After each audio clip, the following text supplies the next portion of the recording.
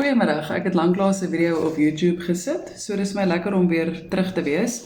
Ons was laasweek met verlof, weg van die huis af, en ons het Sondag weer teruggekom, so saam met die koue by die huis aangekom, en die week voor dit was my rekenaar in vir herstelwerk, so dit is nie verskonings nie, dit is maar net die redes van wat my so 'n bietjie opgehou het met die YouTube video's.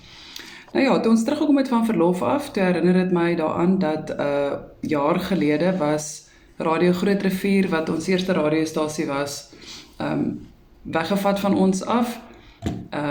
Bly maar weg van die woord steel af, maar dit is waarop het neergekom het, maar in elk geval. Dit was nogal 'n skok om daar by die ateljee aan te kom, en die radiostasie is weggedra. En dit was toe nou in Julie 'n jaar gelede wat ek begin het met die boekvoorlesings op YouTube, en dit is waar my kanaal eintlik begin lewe kry het. En toe het ek nou gewonder of ek my boek ook moet voorlees, maar daar is video's wat ek oorgedra het van Facebook af, wat ek paar jaar terug gedoen het oor vertellings oor die Kongo. Ek kon nie alles van Facebook af oordra nie, maar daar is sekere Kongo-vertellings op hierdie YouTube-kanaal. En ek sal nou maar dink of ek nog die boek ook wil voorlees, want daar is my 'n fyn lyn tussen 'n holrig geryde storie en as 'n mens jouself reinvent, né? Hoe sê mens reinvent in Afrikaans? Herontdek of heraanbied. Herontdek klink net nie vir my soos iets wat 'n mens vir 'n persoon sal sê nie, so reinvent is eintlik vir my 'n goeie woord, die Engelse woord. Ok, nou maandag het ek gesels op Radio Roepsyn oor die woorde van Winston Churchill, wees 'n optimis. Hy sê, hy is eerder 'n optimis, want om enigiets anders te wees, lyk vir hom net onhandig, en dis eintlik so treffend, want as jy kan kies om optimisties te wees, hoekom sal jy iets anders kies wat nie so nuttig kan wees nie, so wees maar optimisties, ten spyte van omstandighede en goed wat daarmee gepaard gaan, en om iets anders te wees is nou nie so nuttig nie. En ek het gesê dat Winston Churchill se waarhede wat hy gesê het in sy lewe het my baie laat dink, of dit laat dink my baie aan die waarhede van C.J. Langehoven ook. En toe het ek ook gesien dat die spoorlyn tussen Pretoria en Maputo, of dan nou destydse Delgoa Baai, is al 129 jaar gelede in werking getree. Dit is dan ongelooflik om te dink hoeveel ontwikkeling daar plaasgevind het, en dit het my ook daaraan laat dink dat dit is baie vinniger om iets af te breek as wat dit is om dit op te bou. Ek is nie presies seker hoe lank daai spoorlyn geneem het om te bou van Pretoria na destydse Delgoa Baai toe nie, maar dit was 129 jaar gelede in werking gebring, en ek wonder of dit vandag nog loop. Is daar iemand wat weet daaroor? Ek kan dit seker maar Google ook, maar dit is mos nou lekker om 'n geselsie daaroor aan te knoop. Dan Dinsdag se dagboekgedagte vir die dag was 'n Engelse een. If winning was easy, losers would do it. Nou ja, toe sien ek 'n ander gedagte wat ook treffend is, wat vir my by dit aansluit, is die lewe is meer 'n stoeigeveg as wat dit 'n dans is. Nou mens kan seker moedeloos raak daaroor, maar dit is nogal waar, né? Dit is meer 'n stoeigeveg as wat dit 'n dans is. Dan 'n interessantheid wat ek ook raak gelees het by dinge wat lank gelede gebeur het. 69 jaar gelede is die bekende lied Rock Around the Clock deur Brenda Lee die eerste keer gesing. Volgens beeld wat nou maar my bron was daarvoor, het Elvis Presley dit oorspronklik gesing in 1972, dink ek het hulle gesê, 72, 76, ek is seker nie. Rock Around the Clock, daar is al 'n paar weergawes van hom, en ek weet nie eens wie is Brenda Lee nie, ook seker maar 'n bekende sangeres, ek moet dit nou erken, ek weet nie wie sy is nie, dit lui glad nie vir my 'n klokkie nie, maar in elk geval. Dan 'n ander een wat ons gesê het is die krag, of dan nou the power of taking small steps, nee, in plaas van groot stappe wat nie volhoubaar is nie.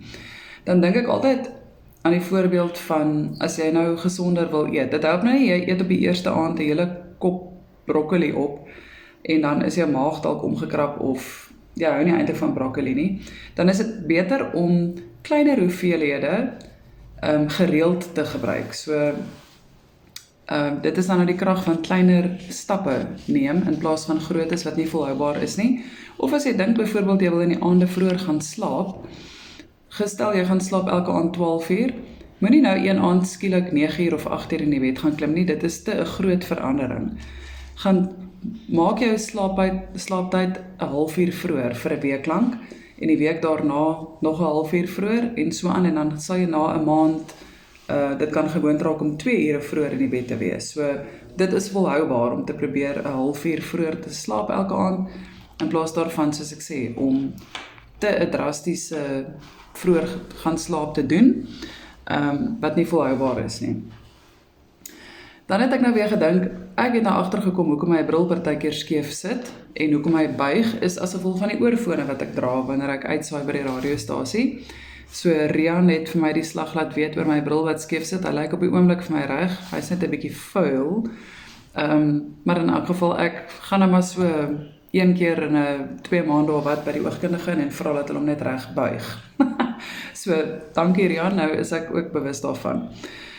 Toe het ek nou vanoggend ook vertel van is dit Harper Lee, dink ek as ek reg onthou, wat To Kill a Mockingbird geskryf het.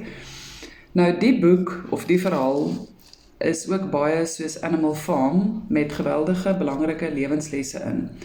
En ek het nou gaan kyk, een van die eerste lesse wat hulle gee in To Kill a Mockingbird is wat hulle sê, jy moenie don't judge a book by its cover, of dan nou die Afrikaanse een, moenie iemand op sy baadjie takseer nie. Dit is mos dieselfde uitdrukking, nê? En dit is maar een van vele waarhede wat uitkom in To Kill a Mockingbird. En dan Animal Farm, wat hulle mos nou sê, that all people are equal, but some are more equal than others. Nou, ons het hierdie 2 boeke gekry, ek dink dit was al 2, as voorgeskrewe boeke in die hoërskool. En dan wys dit jou net, as jy op skool is en jy sit in die skoolbanke en jy leer hierdie goed, dan is dit teorieë wat jy leer. En miskien maak dit dan nie dadelik vir jou sin nie, maar as jy nou self al bietjie die lewe geleef het en lewenservaring opgedoen het, dan is daar geweldig baie dinge in hierdie 2 boeke wat vir jou van betekenis kan wees. So ek gaan kyk of ek dit in die hande kan kry, To Kill a Mockingbird en Animal Farm, en al 2 boeke weer lees.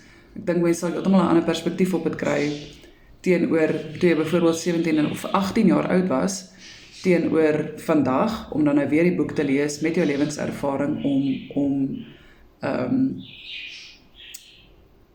met die ervaring dan nou te luister waaroor hierdie boeke gaan en dan die lesse daaruit te vat. So ek kan verstaan hoekom daai skryfster van die boek die pryse gewen het, of die prys gewen het wat sy gewen het vir To Kill a Mockingbird.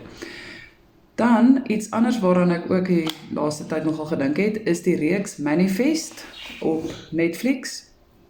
Ek en Wynand het dit gekyk, dis 'n baie lang reeks, daar's 'n paar seasons, elke season het 'n paar episodes. Nou, ek kan onmoontlik vir jou alles vertel waaroor dit gaan, maar dit is, daar's nogal weird goed wat in dit gebeur, en hy is redelik uitgereik, maar dit is die moeite werd om dit klaar te kyk. So, kyk dit gerus, Manifest as jy wil. Dit gaan op die ou einde oor vergifnis en hoe belangrik dit is. En hoe moeilik dit soms is om die regte ding te doen, maar dat dit definitief die moeite werd is. So Manifest was eintlik my regtig baie treffend in daai opsig. Ek al my hoed af vir die mense wat dit vervaardig het om die draad van die storie te behou en om dit uit te beeld. As jy dit nou gekyk het, dan gaan jy verstaan wat ek bedoel, want dit is 'n baie moeilike moral of the story om uit te beeld. Dit is Christelik gebaseer en dit pas ook in, kan ek sê, by die moderne wêreld vandag en die uitdagings wat ons het en so aan. So ek kan dit definitief aanbeveel, kyk dit gerus, Manifest. Ek sê weer, dit is nogal uitgereik, maar as jy kan vasbyt en deur dit druk om by die einde te kom, die einde maak dit regtig die moeite werd. So, dit was omtrent dit wat ek nou opgesom het vir hierdie week. Ek gaan kyk om van volgende week af dieselfde te doen. om 'n video te maak van die uitsendings op hierdie stadium is vir my nog 'n uitdaging ten opsigte van die kamera en die Wi-Fi waarmee die program werk en so aan. So ek gebruik nou weer my foon vir die video en dan gee ek 'n oorsig van waaroor ek gesels het by die radiostasie. Maar natuurlik vir 'n regstreekse uitsending gaan stroom Radio Roepsyn by Radio Garden of dan Radio ZA en dan is die ander ene My Tuner. Daar kan jy inskakel en na al ons omroepers luister.